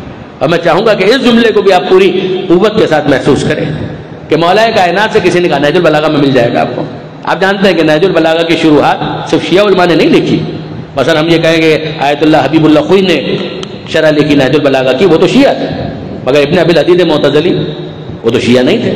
اسی طریقے سے جناب علامہ عبدہ جو مصر کے اسکالر ہیں انہوں نے بڑے اہتمام کے ساتھ نہج البلاغہ کو شائع کروایا، اور کہا کہ کوئی انسان عربی ادب پر مسلط ہو نہیں سکتا جب تک وہ نہج البلاغہ کو پوری طریقے سے پڑھنا ہے اور سمجھنا ہے۔ اور یہ کوئی جانبداری کی بات نہیں، انصافاً اگر کوئی نہج البلاغہ کو پڑھے تو اسے اندازہ ہوتا ہے کہ عربی ادب کیا ہے۔ دیکھیے برادران عزیز، اس کے اندر مولا کا ایک جملہ ہے۔ کسی نے سوال کیا، پانچویں امام کا جواب آپ کے ذہن میں ہے، کسی نے مولا سے یہ سوال کیا، یہ جمل اور صفین کے قضیے خاص طور پہ جمل کے حوالے سے کسی نے یہ کہا، مولا بھی نہیں کہا کہ یا علی آپ کا کیا خیال ہے؟ پھر کہہ رہا ہوں کہ الفاظ میرے مطلب مولا کا کہ یا علی آپ کا کیا خیال ہے، کہ میں یہ مان لوں گا کہ حق آپ کے ساتھ ہے اور ان کو بالکل نظر انداز کر دوں گا، ان کا بھی تو کوئی اسٹیٹس ہے، ان کا بھی تو کوئی مرتبہ ہے، میں یہ کیسے مان لوں کہ حق آپ کے ساتھ ہے؟ تو مولا نے اس کے جواب میں یہ کہا، سوال تو آپ نے سن لیا کہ یا علی آپ کا کیا خیال ہے، میں مان لوں گا کہ حق آپ کے ساتھ ہے بس، اور دوسرے فریق کو بالکل نظر انداز کر دوں، ان کا بھی تو کچھ تعلق واسطہ بنتا ہے۔ تو مولا کائنات نے مسکرا کر کہا، اے میرے عزیز تم نے حق کو کہاں سمجھا کہ حقدار کو پہچانو گے؟ تم نے حق کو کہاں جانا کہ حقدار کو پہچانو گے؟ پہلے حق کو تو جانو کہ حق ہوتا کیا ہے، تب تمہیں سمجھ میں آئے گا کہ حقدار کون ہے۔ تم باطل کو تو پہچانو، پھر تمہیں سمجھ میں آئے گا کہ باطل پرست کون ہے۔ تم اسی کو ڈسٹنگوش نہیں کر پا رہے، کہاں یہ کنفیوژن، اور کہاں پیغمبر اکرم کا وہ جملہ کہ الحق مع علی و علی مع الحق۔ دیکھیں برادران عزیز، میں حیران ہوتا ہوں بعض پڑھے لکھے افراد جب کتابوں کے اندر تجزیہ اور تحلیل کرتے ہیں، بیانات میں بھی کرتے ہیں، بڑے معتدل افراد، وہ کہتے ہیں جناب عمار کے قتل سے ہمیں پتہ چلا کہ حق کس طرف ہے. کمال ہے. میں جناب عمار کی بزرگی کا معترف ہوں. کیا کہنا اس شخصیت کا کہ جس نے اپنی پوری زندگی مولا کے ساتھ دینے میں گزار دی. کیا کہنا، بہت بڑی شخصیت. پیغمبر اکرم کا ان کے بارے میں کہنا تقتلک الفئۃ الباغیہ، اے عمار تجھے ایک باغی گروہ قتل کرے گا. بالکل صحیح، جس کے ذریعے سمجھ میں آ گیا کہ وہ باغی ہیں. مگر میں یہ پوچھنا چاہتا ہوں کہ عمار کے بارے میں پیغمبر اکرم نے یہ کہا تو علی کے بارے میں کچھ نہیں کہا کہ جناب عمار کے ذریعے سے آپ کو پہچاننا پڑ رہا ہے کہ حق کس طرف ہے. پیغمبر اکرم کے اس فرمان کو آپ کیوں نظر انداز کرتے ہیں کہ الحق مع علی وعلی مع الحق، علی حق کے ساتھ ہے، حق علی کے ساتھ ہے. نہیں برادران عزیز، اگر پیغمبر اکرم نے اس جملے کے بعد، دیکھیے جملہ اسمیہ ہے، جملہ فعلیہ بھی نہیں ہے کہ کسی خاص موقع کی بات ہو رہی ہو، نہ، جملہ اسمیہ. حق ہمیشہ علی کے ساتھ ہے، علی ہمیشہ حق کے ساتھ ہے. مگر اب اس کے بعد اگر پیغمبر اکرم دعا کرتے ہوئے اتنا بھی کہہ دیتے نا کہ اے پروردگار علی کو وہاں پھیر دے کہ جہاں حق پھر جائے، تو بھی بڑی بات تھی، تو بھی بڑی بات تھی. مگر پیغمبر اکرم تو ایک اسٹیپ اور آگے جا رہے ہیں. پیغمبر اکرم یہ دعا نہیں مانگ رہے کہ اے پروردگار حق علی کو ادھر پھیر دے کہ جہاں حق پھر جائے. پیغمبر اکرم یہ کہہ رہے ہیں مالک حق کو ادھر پھیر دے جہاں علی پھر جائے. درود بھیجیے گا محمد و آل محمد.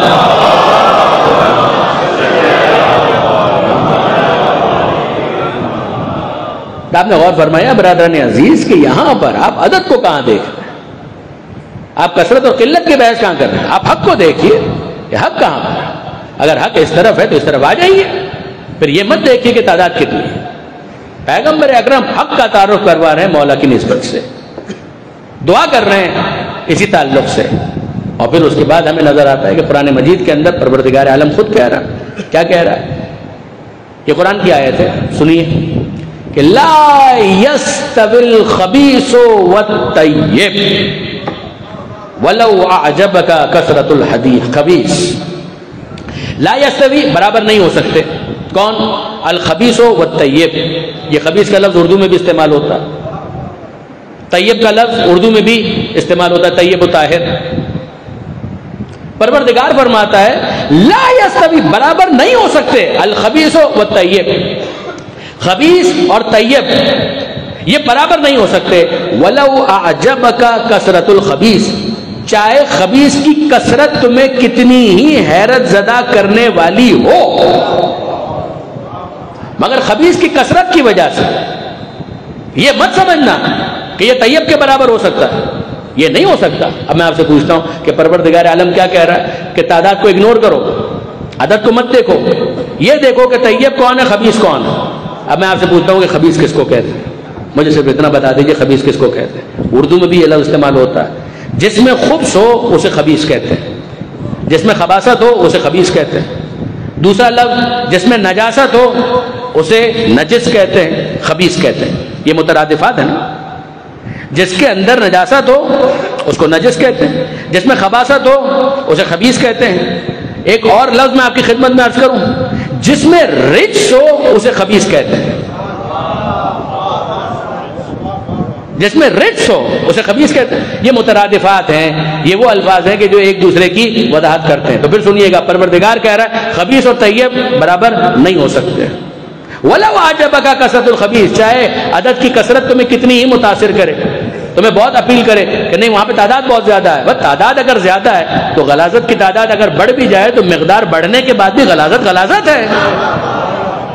تم اسے طیب کے مقابلے میں کہاں لا رہے ہو؟ تو خبیث کس کو کہتے ہیں؟ جس میں خباثت ہو، جس میں نجاست ہو، جس میں رجس ہو اس کو خبیث کہتے ہیں. اور اس کے مقابلے میں کون؟ طیب.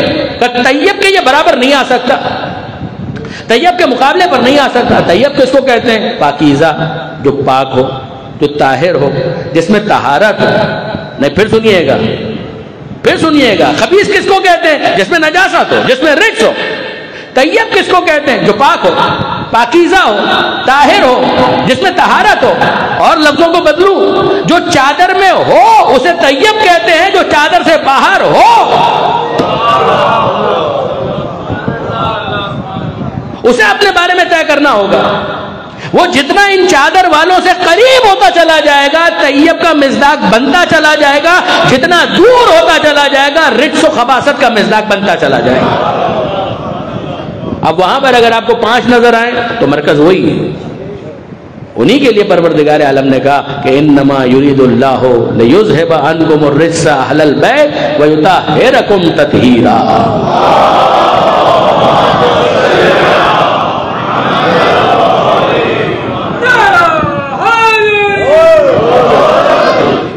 تو یاد رکھیے برادران عزیز, خاص طور پر میرے نوجوان دوست, کہ عدد پھر irrelevant ہے. کثرت اور قلت معیار نہیں ہو سکتے حق اور حقیقت کے معاملے میں. وہ 5 ہیں, مگر ہیں کون جن کو چادر میں لے کر پیغمبر اکرم کہیں اللہم ہؤلاء اہل بیتی, اے میرے پروردگار یہ ہیں میرے اہل بیت, وخاصتی وحامتی, یہ ہیں میرے خاص الخاص, یہ ہیں میرے حمایت کرنے والے, لحمہم لحمی دمہم دمی, ان کا خون میرا خون, ان کا گوشت میرا گوشت. جو ان سے محبت رکھے وہ مجھ سے محبت رکھے, جو ان سے دشمنی رکھے وہ مجھ سے دشمنی رکھے. پروردگار عالم کی بارگاہ میں پیغمبر اکرم ہاتھ اٹھا کر دعا مانگ رہے ہیں, اذھب عنہم الرجس وطہرہم تطہیرا.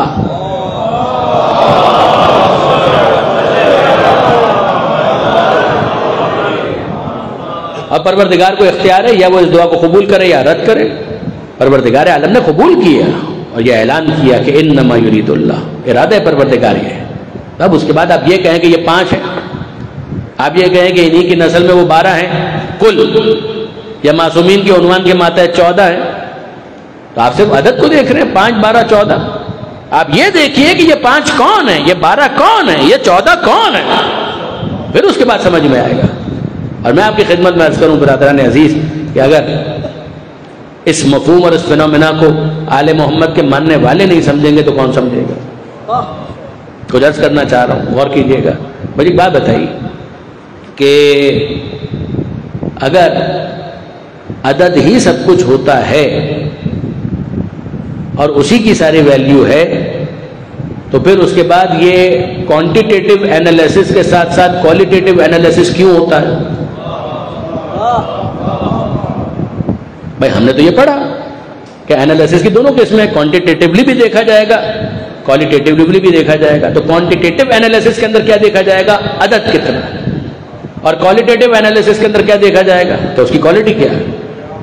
عدد ہی اگر سب کچھ ہوتا ہے تو پھر کوالیٹیٹیو انالیسس 6 مانا جا رہا ہے, تو اس کا مطلب کیا ہے؟ تو سب کہیں گے کہ نہیں جناب کوالیٹیٹیو انالیسس تو ہوتا ہے. اب اگلا جملہ میں عرض کرتا ہوں کہ اگر عدد ہی سب کچھ ہوتا ہے اور کوالٹی کچھ نہیں ہوتی تو ضربت تو ایک ہی ہے. اور توجہ کیجیے گا کہ اگر عدد ہی سب کچھ ہے تو ضربت تو ایک ہی ہے. آپ عدد کو دیکھیے تو ایک ہی ضربت ہے, تو اتنا وزن کیسے پیدا ہو گیا کہ مصطفیٰ نے تول کر بتایا کہ ایک ضربت ہے مگر اس کا وزن کتنا ہے؟ افضل من عبادت الثقلین, کہ جنوں انس کی عبادتیں مل کر اس ایک ضربت کا مقابلہ نہیں کر سکتی.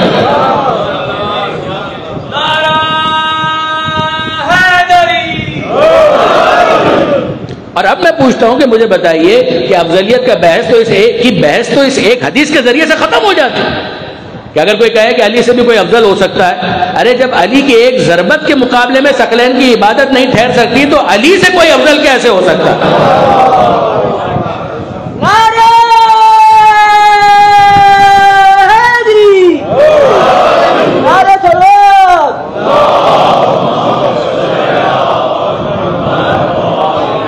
اب علی سے افضل بس وہ ہو سکتا ہے کہ جس نے تول کر بتایا, بس وہ مستثنا ہے کہ جس نے تول کر بتایا, کہ جس کو میزان کی خبر ہے, کہ جس کو وزن کا احساس ہے. اور اب دیکھیے برادران عزیز, اسی پر میں بات کو تھوڑا سا اور آگے بڑھاؤں کہ مجھے بتائیے یہ صرف ضربت کا وزن ہے, یہ صرف ضربت کا وزن ہے, یہ صرف ضربت کا وزن ہے. تو ضربتیں تو بہت سو نے بہت سی لگائی, ہر ضربت کا تو یہ وزن نہیں ہوتا نا. یہ صرف ضربت کا وزن نہیں ہے, یہ وزن ہے اس وقت جب مضاف الیہ کے ساتھ ہو,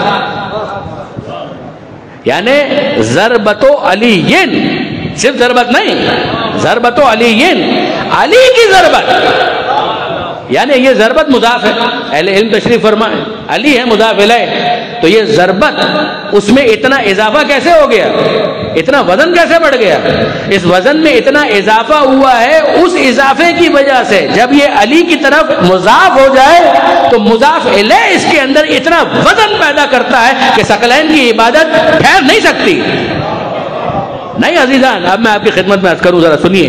یہ آیت اللہ خمینی، امام خمینی رحمۃ اللہ علیہ، نائب امام ہونے کی حیثیت سے جب یہ عنوان استعمال کیا جاتا ہے تو نائب کثرت استعمال کی وجہ سے گر جاتا ہے، کسی کو یہ غلط فہمی نہ ہو۔ امام تو 12 ہی ہیں، نہ ایک کم نہ ایک زیادہ، وہ منصوص ہے۔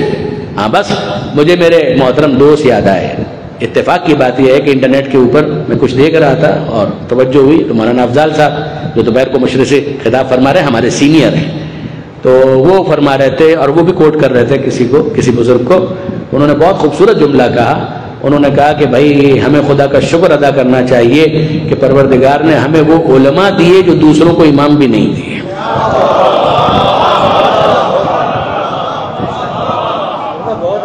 بہت خوبصورت جملہ، واقعاً بہت عمدہ جملہ کہ پروردگار عالم نے ہمیں وہ علماء دیے کہ جن کو ہم پیش کر سکتے ہیں دوسروں کے اماموں کے سامنے۔ اور یہی بات ہے کہ یہ نائب امام ہونے کے حساب سے کہ وہ جن کو فقہ امام کہتے ہیں، اور سر آنکھوں پر ظاہر ہے کہ ہر ایک کی اپنی چوائس ہے، ہمارے برادران ہیں وہ بھی ہمارے لیے محترم ہے، لیکن یہ کہ ان کی چوائس ہے کہ فقہ میں اس کو امام مان لیا، حدیث میں اس کو امام مان لیا، اور تفسیر میں کسی کو امام مان لیا۔ تو امام خمینی رحمۃ اللہ علیہ ہمارے یہاں جیسا پیش امام ہے، تو پیش امام کے بارے میں بھی جماعت ہو رہی ہوتی ہے تو پوچھا جاتا ہے نا کہ امام کون ہے، تو وہاں پر امام سے یہ مراد تھوڑی ہوتا ہے کہ 12 کے بعد کسی کو 13واں امام بنا دیا، نہ، وہ تو 12 ہی ہیں، باقی سب تو نائب ہیں۔ اور نائب ہونے کی حیثیت سے کثرت استعمال میں جب نائب گر جاتا ہے تو پھر یہ کہہ دیا جاتا ہے، یہ بولنے کا انداز ہے۔ اور امام خمینی رحمۃ اللہ علیہ کیا کہنا اس شخصیت کا، بہرحال میں نے کچھ نہ کچھ ان کی کتابیں دیکھی ہیں، میں جانتا ہوں ایک طالب علم کی حیثیت سے ان کا دل بھی ولایت اہل بیت سے سرشار، ان کا قلم بھی ولایت علی سے سرشار، اور ان کی زبان بھی ولایت آل محمد سے سرشار۔ کیا کہنا اس شخصیت کا۔ تو امام خمینی رحمۃ اللہ علیہ سے منسوب ہے، کسی جگہ انہوں نے یہ تحریر کیا، کتاب مستحضر نہیں ہے اس وقت میرے ذہن میں، مگر کسی جگہ انہوں نے لکھا، اور کیا خوبصورت جملہ لکھا۔ انہوں نے کہا کہ موسیٰ علیہ السلام کا معجزہ تھا عصا، تو وہ عصا پھینکتے تھے تو وہ اژدہے میں تبدیل ہو جاتا تھا، پھر اٹھاتے تھے تو وہ عصا بن جاتا، یہی ہے نا۔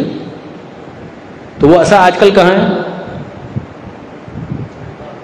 یا تو ہم کہیں کہ نہیں ہے، نہیں، دعوے دار ہیں بعض عجائب خانے کہ جن کا یہ کہنا ہے کہ یہ عصا ہمارے پاس محفوظ ہے، مل جائے گا انٹرنیٹ کے اوپر، آپ سرچ کریں تو بہت کچھ مل جائے گا۔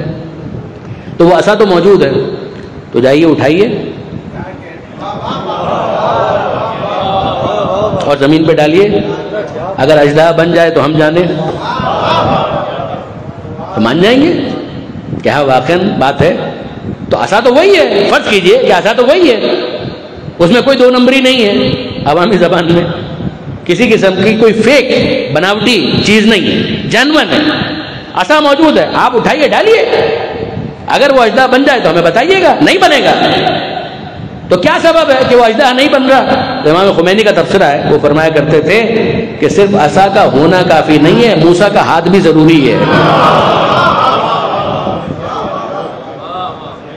صرف عصا کا ہونا کافی نہیں ہے، موسیٰ کا ہاتھ بھی ضروری ہے۔ اور اب اگر یہ جملہ میں پہنچانے میں کامیاب ہوا تو اگلے مرحلے میں داخل ہو اسی ردیف اور قافیے میں کہ صرف عصا کا ہونا کافی نہیں ہے، موسیٰ کا ہاتھ بھی ضروری ہے۔ بالکل اسی طریقے سے صرف ذوالفقار کا ہونا کافی نہیں ہے، علی کا ہاتھ بھی ضروری ہے۔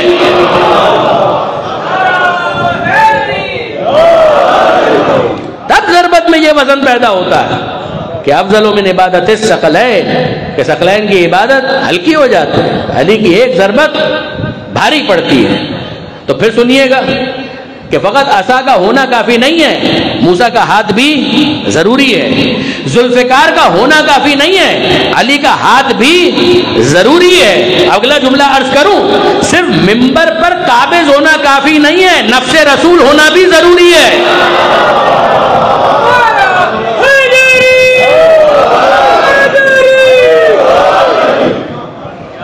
اور فرمایا آپ نے عصا کا ہونا کافی نہیں ہے، موسیٰ کا ہاتھ بھی ضروری ہے، ذوالفقار کا ہونا کافی نہیں ہے، علی کا ہاتھ بھی ضروری ہے، منبر پر آنا کافی کافی نہیں ہے، نفس رسول ہونا بھی ضروری ہے، صرف انگوٹھی زکات میں دینا کافی نہیں ہے، علی کی نماز بھی ضروری ہے۔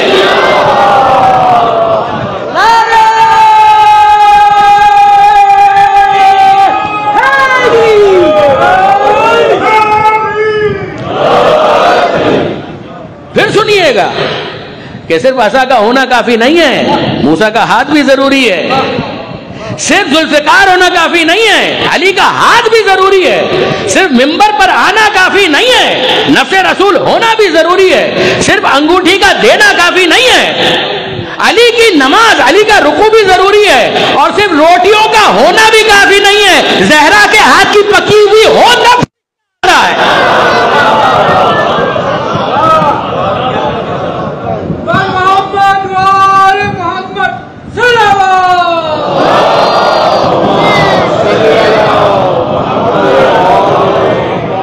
اور اب برادران عزیز اگر عدد ہی معیار ہو تو ادھر تو 72 ہیں۔ اگر آپ صرف اور صرف عدد کو معیار قرار دیں گے تو ادھر تو 72 ہیں، زیادہ زیادہ 150 ہیں، دو تعداد کا اختلاف ہے، اور دوسری طرف ہزاروں ہیں۔ مگر مجھے بتائیے کہ جب تک یہ حقیقت سمجھ میں نہیں آئی تھی حر کہاں تھا، اور جب یہ حقیقت سمجھ میں آ گئی پھر حر کہاں ہے؟ گویا حر کو یہ آیت سمجھ میں آئی کہ لا یستوی الخبیث والطیب، کہ خبیث اور طیب کبھی برابر نہیں ہو سکتے۔ وَلَوْ أَعْجَبَكَ كَثْرَةُ الْخَبِيثِ، چاہے تمہیں خبیث کی کثرت کتنی ہی متاثر کرے، اگر ان کا ہزاروں کا عدد مل کر ان 72 کے برابر نہیں ہو سکتا، ان کا لاکھوں کا عدد مل کر پنجتن کے برابر نہیں ہو سکتا، ایک حسین کے برابر نہیں ہو سکتا، ایک علی اصغر کے برابر نہیں ہو سکتا۔ اور کے دل میں وہ رمق کہیں نہ کہیں موجود تھی، اور بے شک موجود تھی۔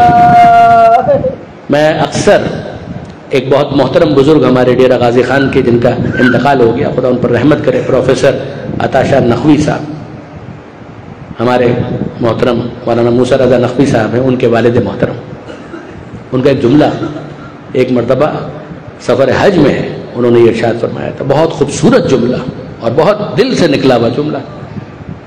وہ فرماتے تھے کہ حر کو سیدہ کا احترام بچا گیا،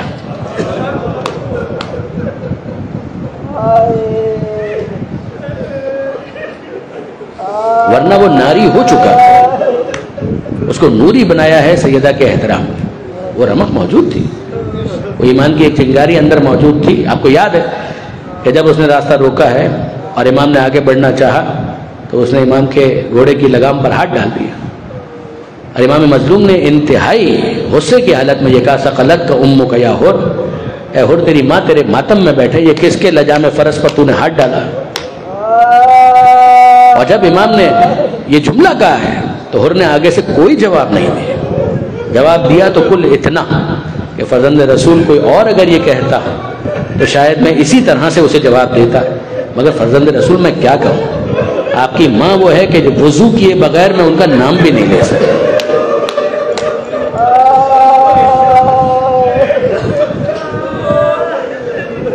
وہ فرمایا کرتے تھے کہ حر کو سیدہ کا احترام بچا گیا، کہ جو جملہ اس موقع پر اس نے کہا، اور پھر اس کے بعد ظاہر کہ حر اور حر کے لشکریوں کے ذہن میں یہ ہونا چاہیے کہ ہم نے جب پہلی ملاقات کی تھی حسین سے تو اس وقت کیفیت ہماری کیا تھی کہ ہم سب کے سب مضطرب تھے، پریشان تھے، تشنا تھے، پیاسے تھے، مرنے کے قریب تھے، زبانیں باہر آ چکی، اور ایسے میں حسین ابن علی نے کہ دشمن ہو یا کوئی بھی ہو یہ باقی باتیں بعد میں ہوں گی، ابھی تو یہ پیاسے ہیں، پہلے ان کو پانی پلاؤ۔ یہ کیسا پیغام انسانیت ہے کہ جو حسین کو شہید انسانیت بناتا۔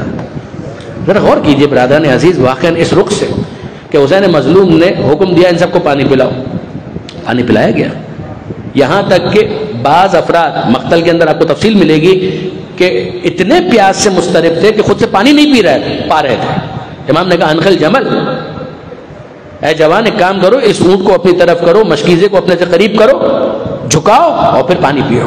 وہ پھر بھی نہیں پانی پی پا رہا تھا، پانی گر رہا تھا، اضطراب اتنا زیادہ تھا، تو امام خود آگے بڑھے، مشکیزے کو اپنے ہاتھ میں اور کہا کہ میں مشکیزہ تھامتا ہوں، پانی پیو۔ پانی پیا اس نے۔ اب اب مجھے ایک بات بتائیے کہ یہ جو اتنے لوگ پانی پی رہے ہیں تو حسین کی طرف تو 150 افراد ہیں زیادہ سے زیادہ.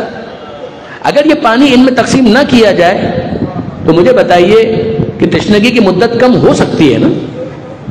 جو بعد میں آل محمد کو جس تشنگی کا سامنا کرنا ہے، جس پیاس کا سامنا کرنا ہے، اس کی مدت کم ہو سکتی ہے نا.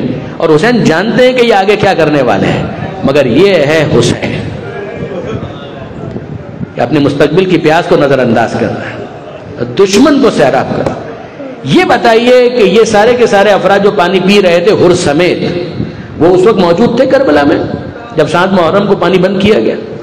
جواب جی ہاں، یہ سب موجود تھے. کیا ان میں سے کسی ایک نے اس موقع پر احتجاج کیا؟ کسی ایک نے احتجاج کیا؟ کہہ رہے جب ہم پیاس سے مضطرب تھے، مرنے کے قریب تھے، جہاں بلب تھے، انہوں نے ہمیں پانی پلایا اور انہی پر ہم پانی بند کر رہے ہیں. کسی ایک نے بھی احتجاج نہیں کیا. یہ ان کا رویہ ہے. اور دوسری طرف بچوں کی صدائے العطش تو بلند ہو رہی ہے، مگر آپ کو کہیں حسین یہ کہتے ہوئے نظر آتے احتجاج ہے کہ تم نے پانی بند کر دیا؟ زہیر ابن قین نے احتجاج کیا ہے، جناب حر نے احتجاج کیا ہے، حسین مظلوم نے احتجاج کیا ہے کہ تم نے پانی بند کر دیا. لیکن کہیں آپ کو یہ جملہ نظر آتا ہے کہ حسین نے یہ کہا کہ تم مرنے کے قریب تھے، ہم نے تمہیں پانی پلایا تھا؟ یہ ہے ظرف کی بلندی، یہ ہے حسین کے ظرف کی بلندی. کہ ہم کیوں کہیں؟ ہم اس ظلم پر تو احتجاج کر رہے ہیں مگر ہم اپنے احسان کو یاد نہیں دلا رہے ہیں. یہ تمہیں خود یاد رکھنا چاہیے کہ ہمارا تمہارے ساتھ کیا سلوک تھا.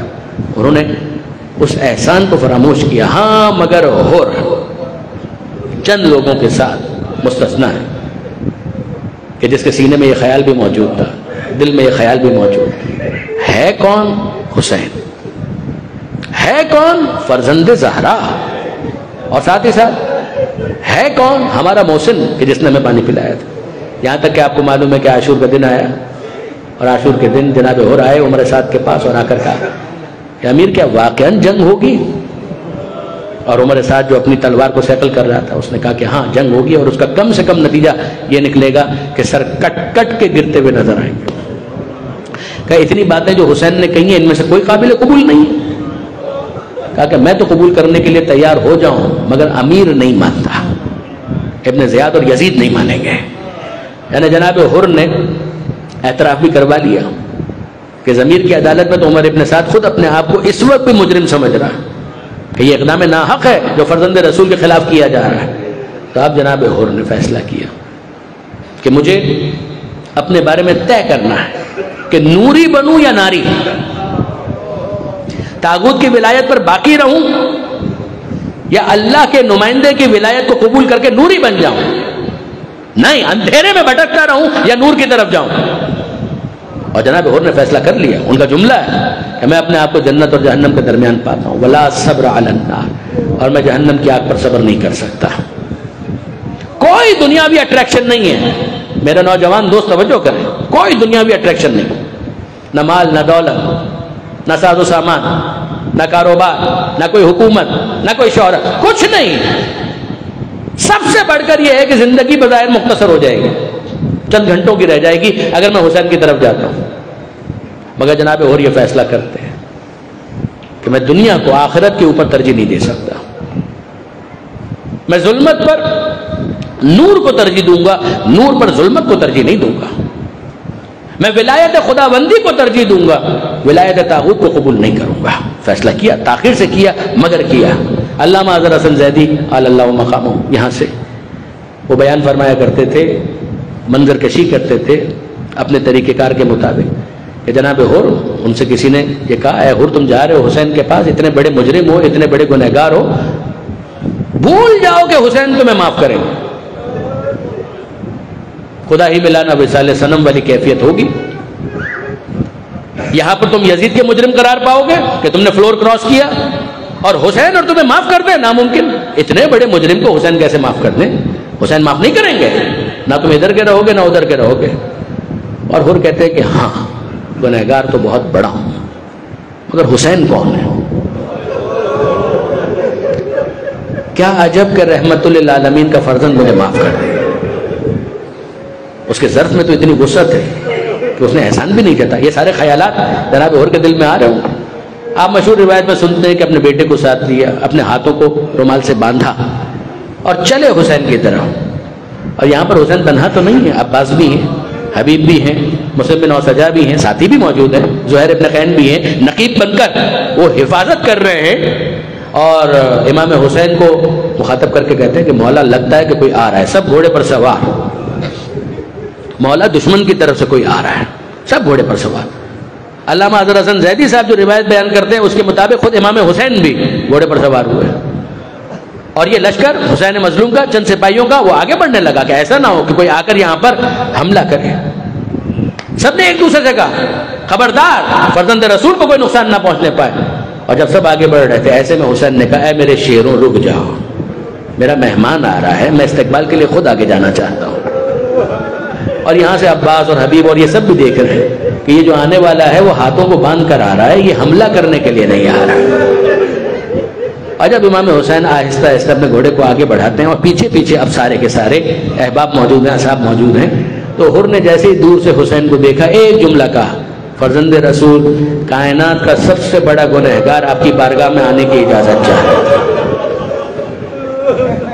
توبہ کس کو کہتے ہیں؟ فرزند رسول کائنات کا سب سے بڑا گنہگار آپ کی بارگاہ میں آنے کی اجازت چاہتا ہے. قریب آئے جناب حر.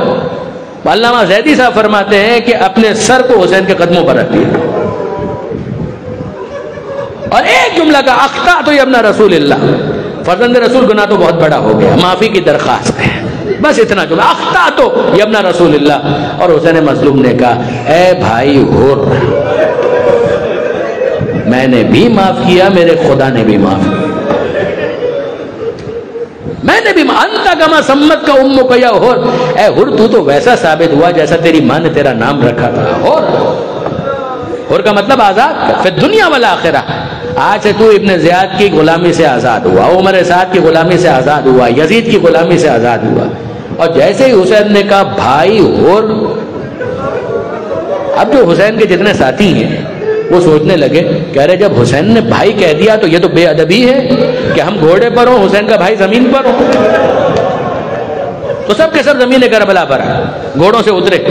اور اب جناب حبیب سب سے پہلے وہ قریب گئے, حر کو سینے سے لگایا, اے حر مبارک ہو, تو نے گمراہی کو چھوڑ دیا, نور اور حقیقت کو قبول کیا, حق کو قبول کیا. اے حر مبارک ہو, صراط مستقیم پر آنا مبارک. جناب زہیر آئے, مبارکباد دی. جناب عباس علمدار آئے, سینے سے بھی لگایا, علم کا پھریرا بھی کھول دیا. اور جناب حر یہ ساری مبارکبادیں وصول کر رہے ہیں, تہنیت کا شور ہے. اور ایسے میں جناب زینب نے اونو محمد کو آواز دی, اے بیٹا اونو محمد. اشارہ محسوس کیا خیمے کے اندر دونوں بچے. اور جناب زینب کہتی ہیں اے بیٹا اونو محمد, یہ مبارکباد کی آوازیں کیسی ہیں, یہ تہنیت کی آوازیں کیسی ہیں؟ تو اونو محمد بچے ہیں, اپنی معصومیت میں کہتے ہیں اماں یاد ہے وہ جس نے ہمارا راستہ روکا تھا, اماں یاد ہے نا جس نے ہمارا راستہ روکا تھا. حر کہا ہاں ہاں بالکل.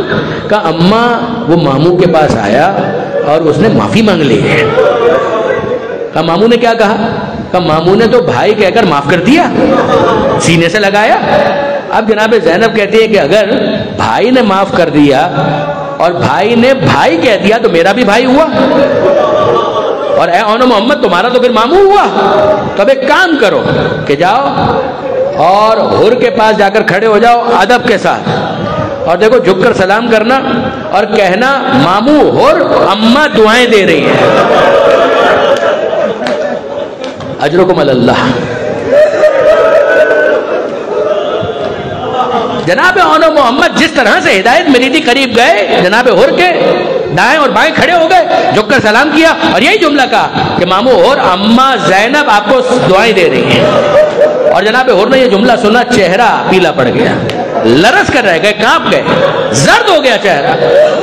کہہ رہے آج یہ کیا وقت آ گیا کہ زینب, شہزادی زینب مجھے پیغام بھجوا رہی, دعائیں دے رہی اس طرح سے.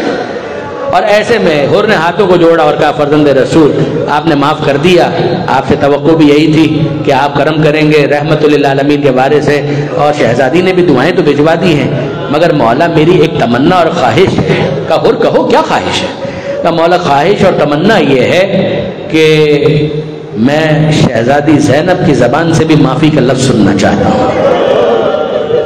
اور کیا ضرورت ہے، کوئی خاص وجہ؟ کہ مولا بات اتنی سی ہے کہ جب میں نے راستہ روکا تھا تو میں نے محملوں سے رونے کی آواز سنی،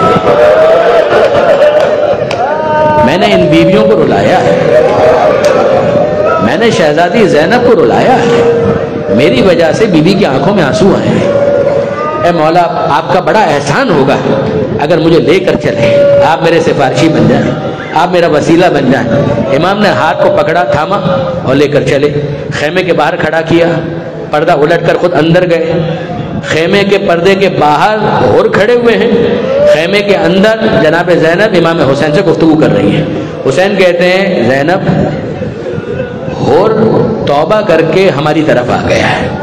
جناب زینب نے کہا بھیا مبارک ہو، آپ کو ایک ساتھی مل گیا، پروردگار عالم نے کرم کیا، میری طرف سے بھی مبارکباد قبول کیجیے۔ حسین کہتے ہیں زینب اور کچھ کہنا چاہتا ہے۔ اس سے پہلے کہ حسین اور کچھ کہتے ہور نے یہ جملہ سنا اور باہر سے جناب زینب کو مخاطب کر کے کہا شہزادی آپ کو آپ کی ماں کی چادر کا واسطہ ہے۔